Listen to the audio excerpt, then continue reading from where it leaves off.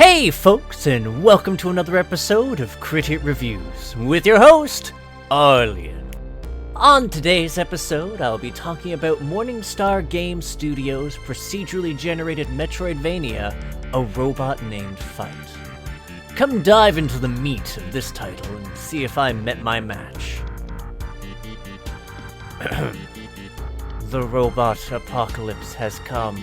Not so much that it's Skynet, as much as mechanical civilization now sits at the threshold of annihilation, courtesy of the Mega Beast. This pulsating mass of mutating flesh hangs in the sky like a second moon, raining malignant abominations across the surface of the planet. You take the role of Fight, a robot tasked with confronting this monstrosity vis-a-vis unearthing relics of war from robot civilizations past. Narratively speaking, a good portion of this is provided to the players in the game's starting cutscene, and beyond that info dump, it can be primarily considered a gameplay-focused experience. All the same, there are still a few more slices of interesting lore elements to be found. For one thing, there's a total of 3 endings to be unearthed, the likes of which help to flesh out the world of Fight. What I've found especially notable about these endings is the fact that they provide you a very different lens for you to look at the entirety of your experience, especially once you've completed the final ending. I really enjoyed that there was some foreshadowing towards these elements, courtesy some environmental storytelling. It was graffiti, okay?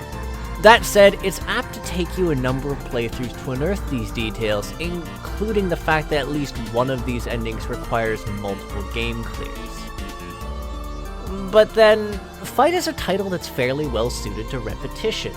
Whilst it certainly carries the essence of a Metroidvania-style game, it mixes it up with elements fans of the roguelike genre will recognize, providing players with a procedurally generated world to explore. What I found especially notable, however, is that your overall capabilities as well as the obstacles in your path end up being wildly different between each game, given that the obstacles that bar you from exploring, as well as the items it provides you to circumnavigate them, are different in each playthrough. During one run, you might come face to face with organic doorways that require you to find a flamethrower or weapon upgrade to clear them out, and to flesh out your arsenal. Whilst another might pitch you with a superheated hallway that damages you until you find a new hot robot bod. In essence, it's like a handful of Metroidvania titles rolled into one and made into a relatively bite-sized experience, given the longest of my runs only took me 3 hours and some of my smallest ones only took me around an hour and some. Not that it's necessarily easy. Whilst a chunk of your advancement is tied to the bits of gear you'll need to acquire for the sake of progression, the larger portion is hidden, requiring you to scour out the far reaches of the map to unearth items or to shoot questionable blocks. And considering that these items are not only new passive bits of gear and weapon, but also stat bonuses to your health, damage, and speed, it behooves you to try and find as many of them as possible. Which is why I'm phenomenally grateful that the map actually shows you where there's a collectible item, even if it happens to be in a destructible chunk of the wall or ceiling. And given that the bosses, enemies, and obstacles you encounter rapidly ramp up in durability and difficulty, I sometimes found myself dreading fights when the selection of items I'd come across were less than optimal for an encounter that was due. Sometimes I could extricate myself from these situations, given there's a sparse handful of vendors who can provide a limited selection of, sometimes helpful items. And, failing that, you can also track down shrines to throw your lot in with the game's robotic pantheon, RNGesus 3.0 through 9.0. Also limited use. That said, there's also champion monsters to headbutt as you wander along. Random encounters with slightly recolored versions of the normal enemies, albeit with boosted durability and unique abilities. They're an excellent source of scrap, which is this game's currency, but they can even drop stat-boosting loot, which meant they came in clutch a few times. That said, sometimes the odds felt just a bit insurmountable, and I just ended up dying like a chump. And that can be a bit rough, given that it's permadeath experience, and you'll be tasked with starting from scratch. At first, anyways. See, there is a form of account-bound progression to be found in Fight, and it's specifically tied to acquiring achievements in the game. The effects of these can range from quality of life upgrades, like being able to find one-shot respawn points, or the possibility to start with a droid helper, while others increase the game's difficulty.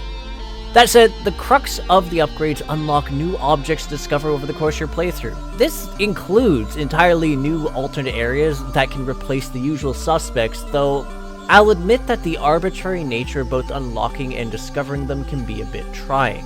See, these latter elements require you to find and kill all of a given area's bosses, which can require a bit of luck since you might end up with a stubborn straggler who refuses to show up.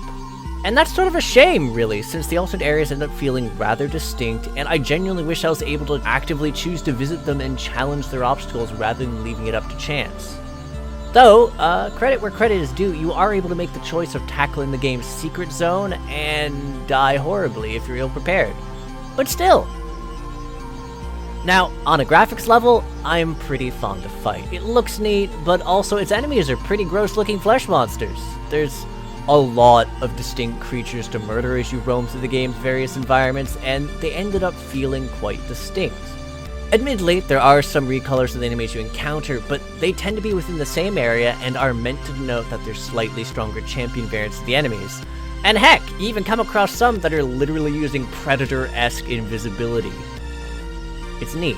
That said, it wasn't the enemies or even the grotesque bosses that are apt to get the most praise from me here, but actually Fight himself, and that's because his appearance shifts a bit with each item you get, gradually transforming into a vastly different robot than the one you started with. And considering there is such a large array of items to encounter, it's pretty wild that he changes with each one and they all stack together.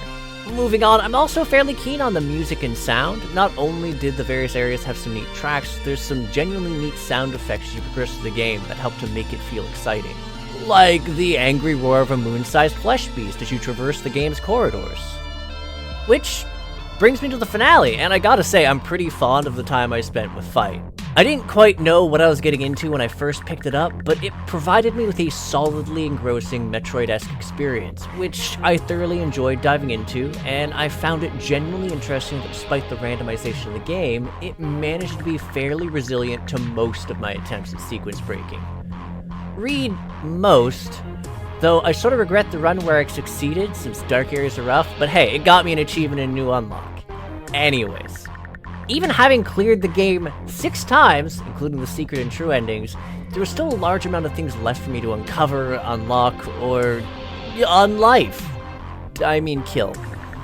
And it would have been nice to have had the ability to more actively seek out some of these missing pieces of content, both boss and area-wise. That said, I think it still manages to provide an experience that's challenging and enjoyable, and with such a large amount of replay value, especially if you're into the genre, I can ultimately say that I'd rate this as a solid hit.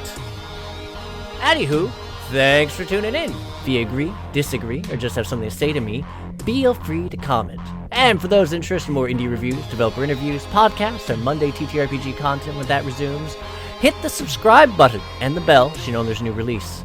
There's also Discord. You can click the link in the banner or description so you can become part of our community, the Crit Hit Cauldron.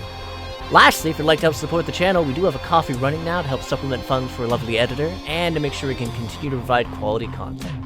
Again, check the description and the banner for them links. That said, I'll catch you on the next episode of Crit Hit. Take care till then, folks.